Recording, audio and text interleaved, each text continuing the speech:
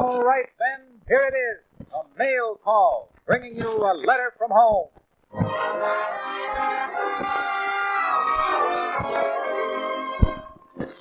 Hello, all you soldiers, sailors, marines. This is Ann Sothern, or maybe Maisie to you, inviting you to join us for another mail call show. Lena Horne is here to sing for you. Fanny, Brice, and Hanley Stafford will tell you what's happening with baby Snooks and her daddy. And Melvyn Douglas and I will do a special radio preview of our newest picture, Three Hearts for Julia. We're all here in the big studio filled to capacity with some of your fellow servicemen on leave, here to have our part in sending you this program. For Mail Call is your show, prepared by the Special Service Division of the War Department in cooperation with the leading motion picture studios of Hollywood. It's for you and your comrades in the armies of our allies. It's our way of sending to each of you a letter from home.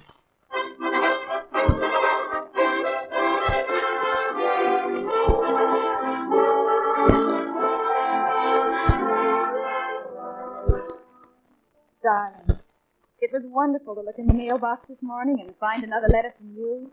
That V-mail surely is quick. It's good to know that these sugar reports of mine get to you just as fast.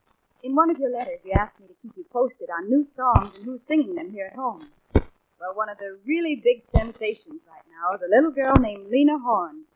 And, darling, the way she sings Embraceable You is practically out of this world.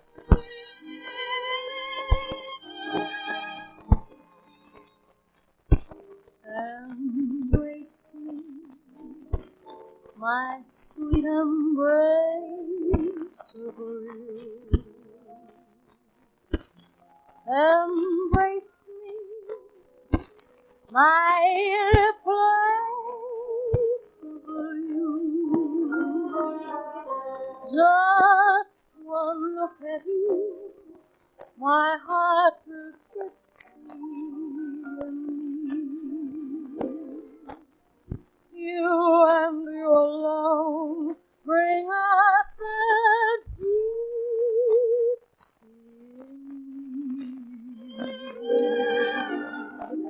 I love all the many charms about you. Above all, I want my arms about you. Don't be a naughty baby. Come to mama, do. My sweet embrace of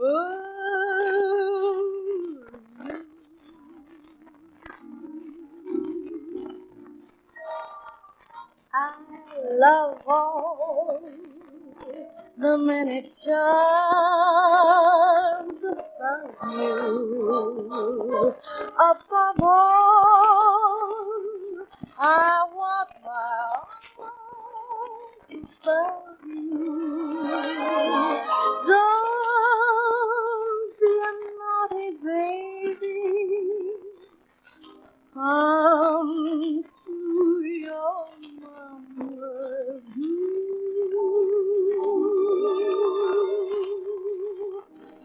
My sweet embrace of you.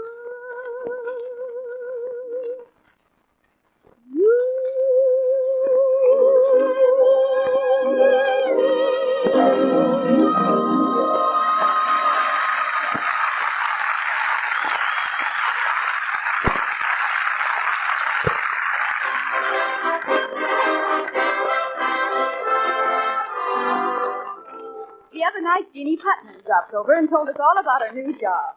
She's on the swing shift over at the plane factory. And guess what she's doing?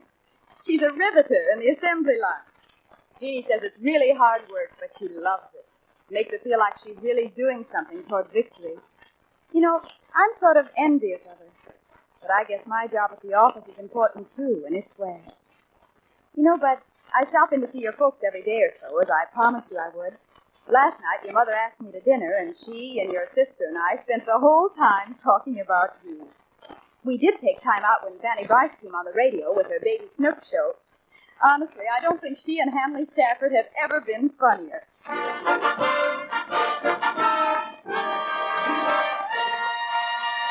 And here they are, Fanny Brice as Baby Snooks with Hanley Stafford as Daddy. Well, tonight, Snooks and Daddy are in the restaurant of the railroad station grabbing a bite to eat before train time. I'll take off your coat, Snooks, and I'll hang it up right here next to Daddy's. All right. There. Now, let's eat in a hurry. What's that sign on the wall, Daddy? Oh, it's an old-fashioned sign they used to hang in restaurants. It says, watch your hat and coat. I'll watch him, Daddy. Never mind that. Just sit down. And no stalling with your food. We only have 5 minutes to catch the train. Why? Because it runs on a schedule. Don't it run on tracks? No. Keep quiet. I'll order a quick bite. From who? Waitress. Are you gonna bite the waitress, Daddy? I don't bite waitresses. Why? I'm talking about food. Where the dickens is that girl? Is that the girl with the short skirt? Oh, yes. I wonder if she's got frog's legs. Frog legs? Yes. You can find out if you look like... Snooks. I know I can find out if I look at the menu. I wasn't going to Never say... mind what you were going to say. I can't wait for frog's legs anyhow. Oh, miss. Yes, sir?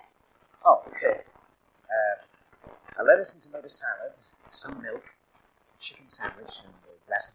One beer? Just Ain't you gonna have none, Daddy? It is for me. You're getting milk.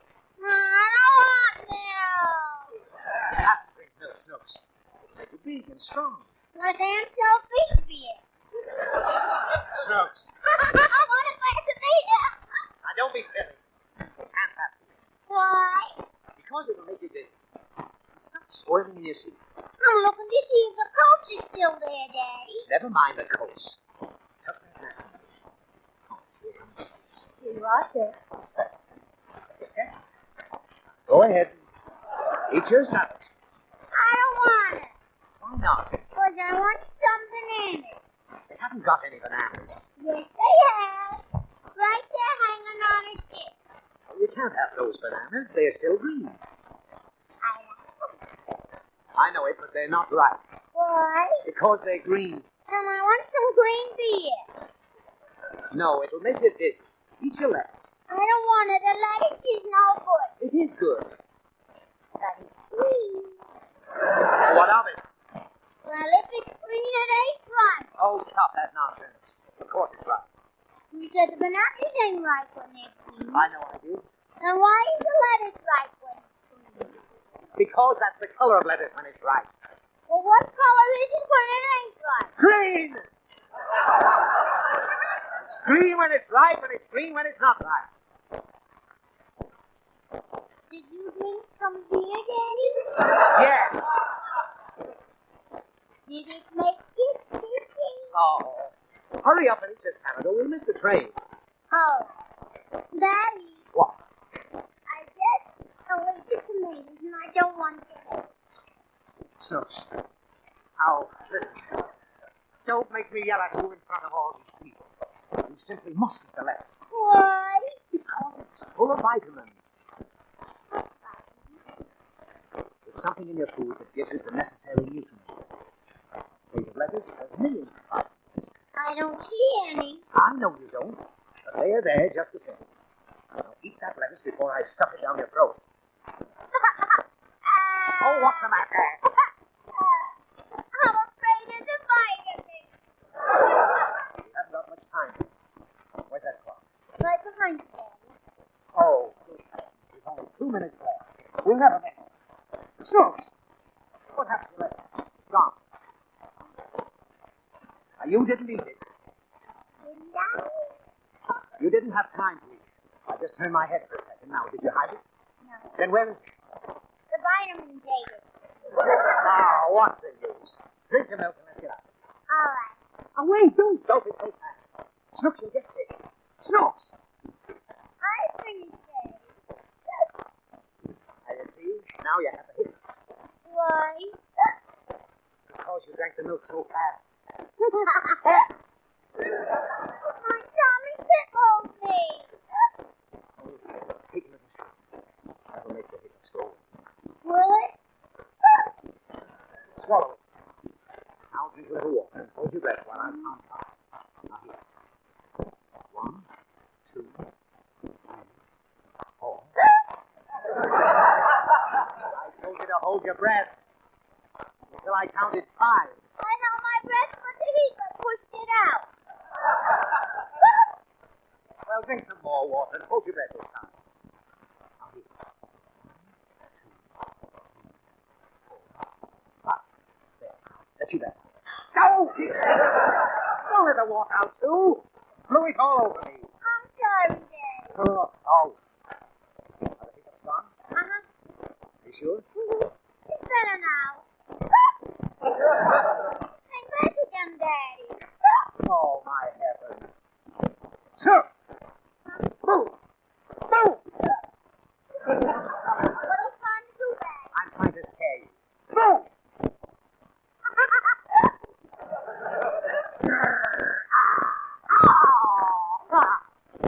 Sir, is something wrong? I think my daddy has too much fear. Never mind. Everything's all right. Yes, sir. I'll tell you what I was only Now you got him, Daddy. It's all yours. Give me that.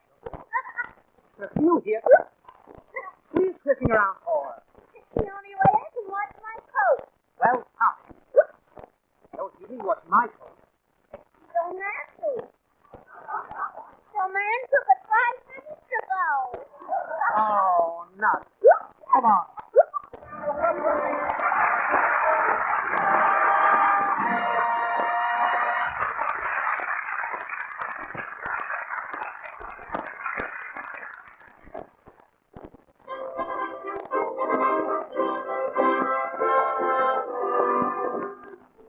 Let's see. What else is doing around town, Beth?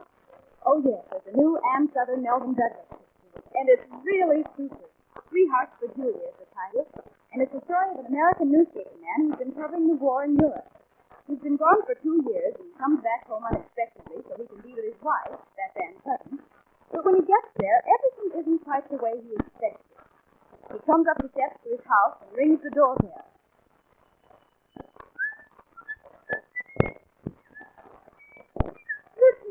Hi, Matty. What you doing in the USA? I thought you were over there, 40 correspondent in Mr. Hitler. No, Matty, those days are over. I come home to my ever-loving wife. Where is it? Back her in that plane. Look, Mr. Jeff, there's been some changes going on around here. There. They ain't good. I'm just going to barge right in on it. But if I was you, I'd barge in kind of easy. Darling. Yes. Oh, honey, you're twice as beautiful as mine.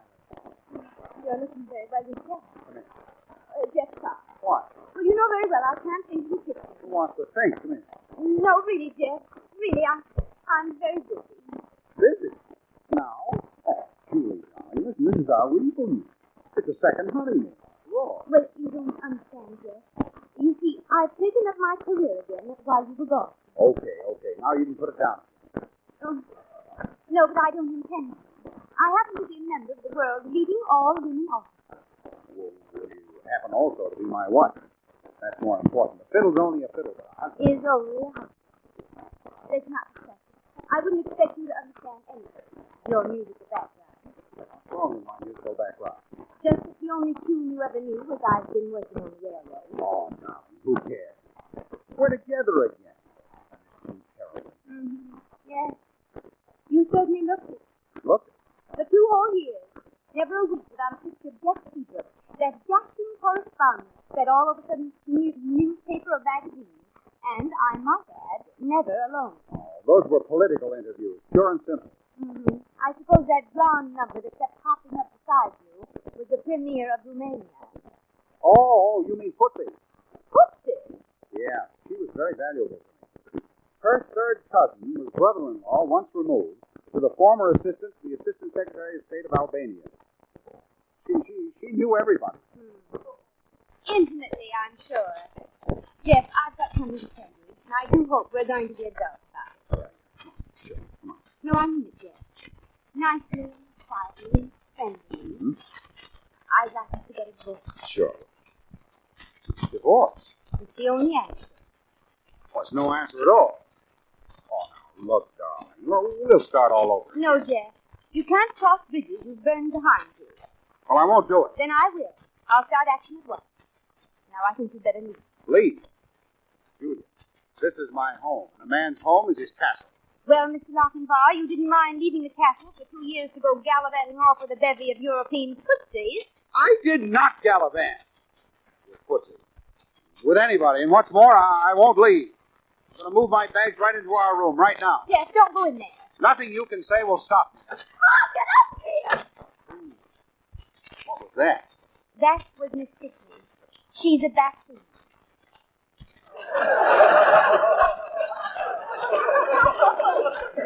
Well, what's a bassoon doing in my bed? Oh, all the strings and woodwinds are here. They come out for the weekend to rehearse the cantata. Oh, that's just great. I'm gone 2 years, and when I come back, I find woodwinds in my bedroom. I don't suppose there's a vacant room in the house. Not a one. Oh, there's a cot in the loft over the garage, but Miss Dalrymple left her bull fiddle in there. Oh, that'll be cozy. A gay old night, just the two of us, Miss Dalrymple's bull fiddle and me.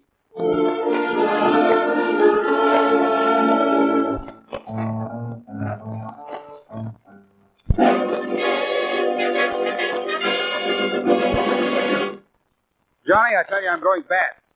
I can't write, I can't even think. Jeff, as your oldest friend, I'll give you my secret formula for handling a wife. Julia says she wants a divorce. All right, agree with her. Tell her she's absolutely right. Yeah. You've decided you should be nothing more than the best of friends. Where does that get me? Look, no woman can stand being agreed with. Throws her off, her guard is down. She'll invite you to dinner to talk it over, and, well, once you're on home ground... Simple as that, huh? Well, I've tried it on my wife a dozen times. Never failed. Hey, where are you going? Oh, Julia, you've sold me, Johnny. You're a genius. That bassoon is practically out of my bed right now.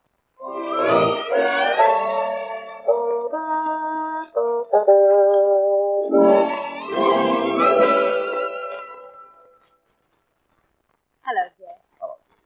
Hope I'm not late. My, you look very spruce tonight. Well, so do you.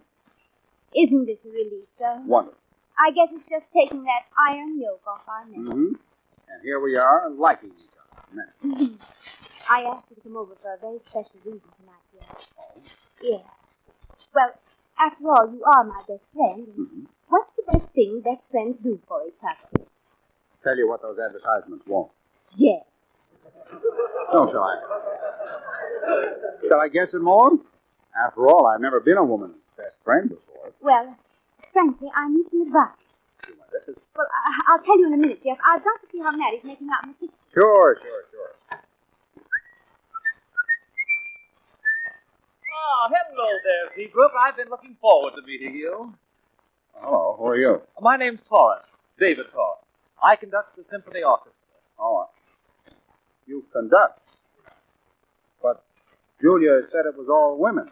Oh, the conductor. Naturally. What's natural about it? And I want you to know I consider what you're doing about the divorce very decent. I appreciate it as much as Julia. Oh, you do? Has Julia told you? Told me what? Well, you're looking, I believe, at your lucky successor. My lucky what? Oh, will you excuse me when I have to go? Oh, don't bother. I know my way around here. I ought to by this time. What the devil am I laughing at? That's the doorbell, Mr. Seabrook. I'll get it. Matty. Has that symphony conductor been around here much? Quite considerable, Mr. Seabrook. He orchestrates in your den. Oh. He orchestrates in my den, does he? Mr. Seabrook, you've only seen half of this. And here comes the other half now. Hello there. You're Seabrook, I take it. You take it. I'm Philip Barrows, music critic of the Bulletin, but then maybe you guessed that. Did I? Seabrook, I want you to know you're being very decent about all this. The divorce, I mean. Julie and I appreciate it. Julia and you? Yes, I'm the one. Husband number 2. Hey, where does the line form around here? What? Look here, Mr. Barrows, I got a lot on my mind. You wait right here, will you? Julia! Why, Jeff, what's the matter? You look upset. Why shouldn't I look upset? I turned my back for a mere 2 years, and you've got a parlor full of pet pandas all set to replace me. No, dear. Only 2. Sweet, aren't they? Oh, just darling. Shook them with my bare hand. Why, Jeff, you said you didn't mind about the divorce. Huh? Oh. Of course. Well, that's why I asked you over tonight to help me decide between them. What? You want me to actually do help? Yes, if you don't mind. Julia, I'm just your man. Come on. Now? Now, Julie, hello, dear. Aha. Hello, everybody. Yeah, now let's get right down to business. Sit down, boys. Thanks. Jeff, maybe this just isn't the time to be... Now, Mr. Lawrence. Torrance. Oh, yeah, Torrance. Since you're going to be a member of the family, I'd like to ask you a question. Precisely what is your annual income? Jeff! My income? Oh, I'm Julia's best friend, and I have fatherly obligations. But you're not her father. A remarkably sage deduction. You keep out of this, Barrows. As a matter of fact, you haven't any income. What about you? Just because you happen to have a rich aunt who supports you like a parasite? Boy, please, let's be calm about this.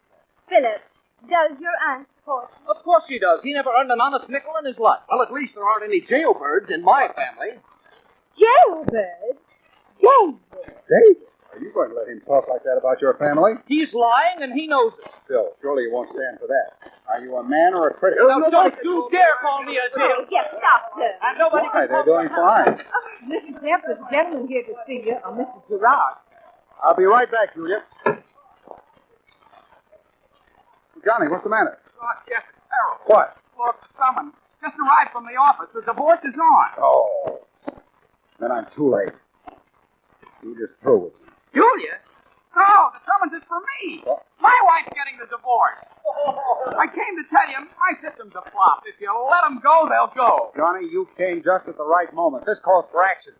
Thanks. Yeah, but Jeff... And furthermore, your great-grandfather was also a fool. Julia, Oh, Jeff, they won't listen to me. David, Philip. who cares about them? You're coming with me. Where? Never mind, you're coming. Well, I won't. I've got a rehearsal. You're wrong. You've got a performance. As a wife. I won't. Jeff, put me down. Put me down!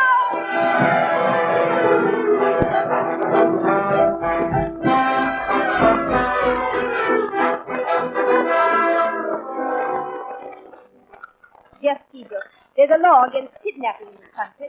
I will not stay in this cabin. You asked me, as your best friend, to help you decide who your husband should be. Well, I've made up my mind. Oh, have you really? Is it Philip or David? It's Jeff. Now, don't argue. I've given both these guys the once-over, and the answer is jerks. Jeff. One of those jerks is the man I love, I think. Yeah? Do me a favor. What? Just come over and stand by the window looking out with me. And don't say anything. No, Jeff, I won't. Why not? Scared? Certainly not. Here I am. Doesn't it mean anything to you? It doesn't. It's just standing at a window looking out at the garden. Some fences and trees outside. Nothing more. Nothing about all the times we've stood like this before? Not a thing. Remember when I lost my job and the bank with all I'd dough in it went broke the same day? We looked out of the apartment window on 58th Street. And we were both so miserable. You saw Mr. Benner's pajamas hanging on the wash line outside and began to laugh. Then he began to play hillbilly music, and I sang. The neighbors called the cops. Life was pretty good together then, wasn't it? That was awfully silly. You used to call me Grizzlepuss. Sillier yet. We belong to each other. Oh, but Jeff, there's a rehearsal. I've got to get home. Well, you can practice right here. I brought your violin along. Here, take your choice. The fiddle or me? My violin. Okay, here you are. I guess I made a mistake. I'll drive you down the first thing in the morning. There's only one thing left to say. Thus, I've always loved you. Suppose I always will. Good night. Hope you and your fiddle will be very happy. Oh, Jeff.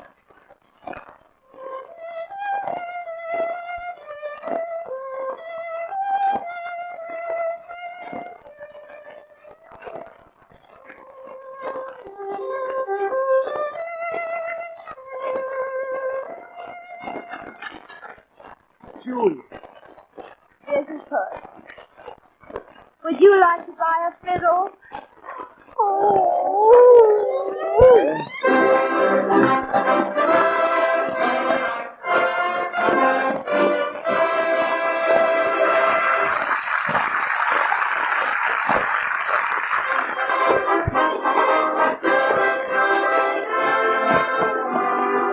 And that's 3 hearts for Julia. Poor Julia. She really had a time deciding between her 3 men. I'm lucky. I'm sure about my choice. For me, there's just one man. And nothing can change that. Nothing could. Late, darling. I'd better be thinking about sleep. Good night. You know you have all my love. Always. Your best girl.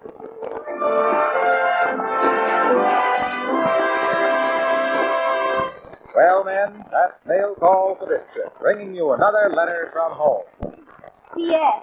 This is Ann Sothern again. The real news at home these days is the news you soldiers and sailors and Marines are making all over the world. And believe me, the news you're making is good news. P.S. number 2. This is Melvyn Douglas. Good luck, men. Oh, incidentally, I'd like to say just a word concerning Miss Lena Horne, who's here at the mic beside me. She broke her ankle a day or 2 ago, but that didn't stop her from being here to do your show tonight. I thought you ought to know. Mr. Douglas, thank you. But it would have taken more than a broken ankle to keep me from being here. Good night, everybody. Yes, numbers 3 and 4. This is Hanley, Stafford. The baby Snooks and myself, I want to say... What's the matter? I want to do my own tour. All right, Snooks. What do you want to say? I think our sailors and soldiers and Marines are the best bunch of fighting men that ever was. Men, that's the first time Snooks has made sense in 5 years. And what she said goes for me, too. Good night, all.